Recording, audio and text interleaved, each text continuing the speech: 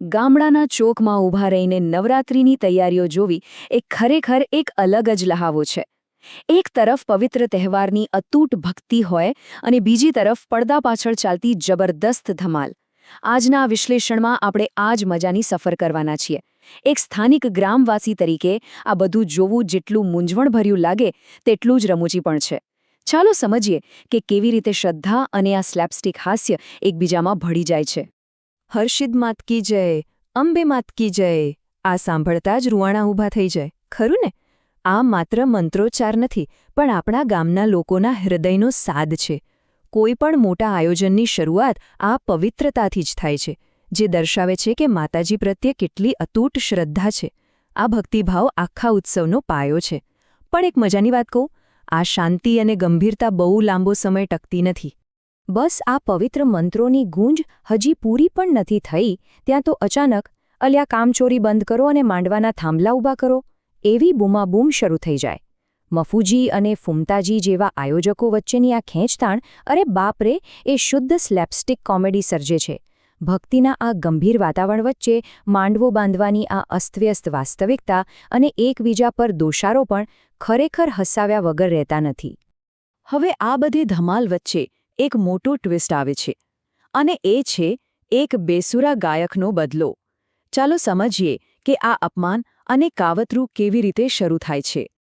તો થાય છે એવું કે આપણા ખેગારજીને સ્ટેજ પર ગાવાનો ભારે શોખ જાગે છે.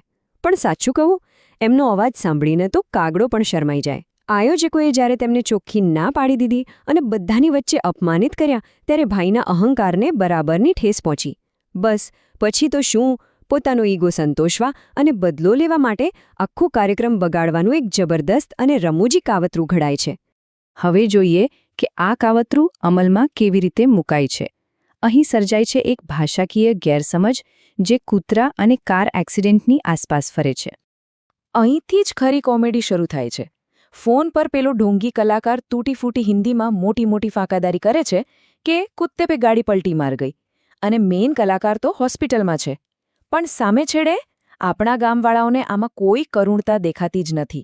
એ તો પોતાના સીધા વ્યવહારુ ગુજરાતીમાં કકડાટ કરવા બેસે છે કે ભાઈ, અમારે અહીંયા કૂતરાનો ત્રાસ જ બહુ છે.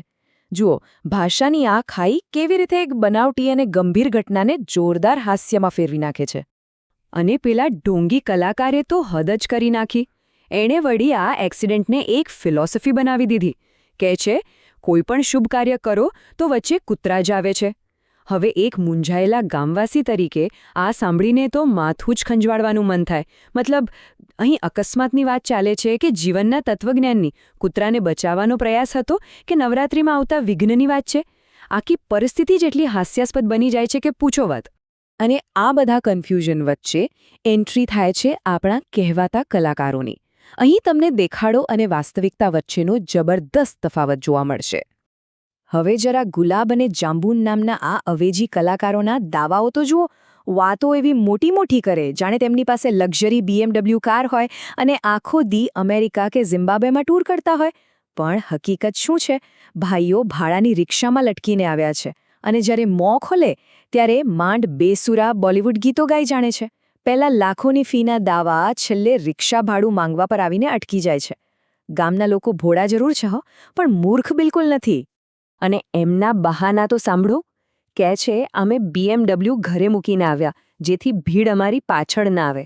આવું સાંભળીને ગામવાસીઓને શંકા ન જાય તો જ નવાઈ. ગ્રામ્ય જીવન ખૂબ જ વ્યવહારુ હોય છે. અહીં આવા કહેવાતા આંતરરાષ્ટ્રીય કલાકારો રિક્ષામાં ધૂળ ખાતા આવે એ વાત કોઈના ગળે ઉતરે તેવી છે જ નહીં. લોકો ભલે બહારથી મૂંઝાયેલા દેખાતા હોય, પણ અંદરખાને આ મફતના મનોરંજનની અને એમની બહાનાબાજીની પૂરેપૂરી મજા લઈ રહ્યા હોય છે. ધીમે ધીમે આખો માહોલ બદલાય છે અને હવે કંટ્રોલ પ્રેક્ષકોના હાથમાં આવી જાય છે. ગામ લોકોનો પાવર હવે જોવા જેવો છે. અહીંથી પાવર સમીકરણો બિલકુલ બદલાઈ જાય છે. કલાકારો જેવું મેં હું કોન જેવું બેસુરું અને વગર સંદર્ભનું બોલિવૂડ ગીત શરૂ કરે કે તરત પબ્લિક એમને રોકી દે છે. અરે ભાઈ, નવરાત્રિમાં તો મારી બેટી સ્ટાઇલના ગરબા જોઈએ ને. પ્રેક્ષકો અહીં માત્ર મૂંગા દર્શક બનીને રહેવા માંગતા નથી. તેઓ કલાકારોની જાહેરાતો પણ સુધારે છે અને તેમને માથે ન ચડવાની ચોખ્ખી ચેતવણી આપી દે છે. સ્ટેજ પર ભલે કોઈ પણ ઊભું હોય, બોસ તો ગામના લોકો જ છે. અને અંતે એક ગામવાસી સૌથી મોટો બોમ્બ ફોડે છે. એ સીધું જ કહે છે, મને લાગે છે કે મેં તમને અગાઉ અહીં આસપાસ રખડતા જોયા છે. બસ આ સાંભળતા જ કહેવાતા આંતરરાષ્ટ્રીય સ્ટાર્સનો પૂરો ભાંડો ફૂટી જાય છે. આ સીધો કટાક્ષ સાબિત કરે છે કે ગામડાના લોકોનો દેખાવ ભલે સાદો હોય, પણ તેમની નજરથી કોઈ ઢોંગી કે સ્થાનિક વેશપલટો બચી શકતો નથી. તેઓ તરત જ પારખી લે છે કે આ કોઈ મોટા કલાકારો નથી, પણ આપણા જ લોકો છે. તો છેલ્લે આ બધી અંધાધૂંધી રિક્ષાની વાતો અને બેસુરા ગીતો જોઈને એક પ્રશ્ન ચોક્કસ થાય: શું આનાથી નવરાત્રિનો પવિત્ર તહેવાર બગડે છે, કે પછી આ સહિયારું હાસ્ય જે સામુદાયિક ઉજવણીનું સૌથી સાચું સ્વરૂપ છે? નવરાત્રિની શ્રદ્ધા અને માતાજીની ભક્તિ પોતાની જગ્યાએ બિલકુલ અકબંધ છે, પણ આ નાની મોટી બોલાચાલી, એકબીજાની ખેંચતાણ અને બધાનું એકસાથે મળીને હસવું, આ જ તો ગામડાનો અસલી જીવ છે. શ્રદ્ધા અને મનોરંજન વચ્ચેનું આ સંતુલન જ ખરા અર્થમાં આખા સમુદાયને જોડી રાખે છે. શું ખરેખર ઉત્સવની સાચી મજા આમાં જ નથી છુપાયેલી? જરા વિચારજો.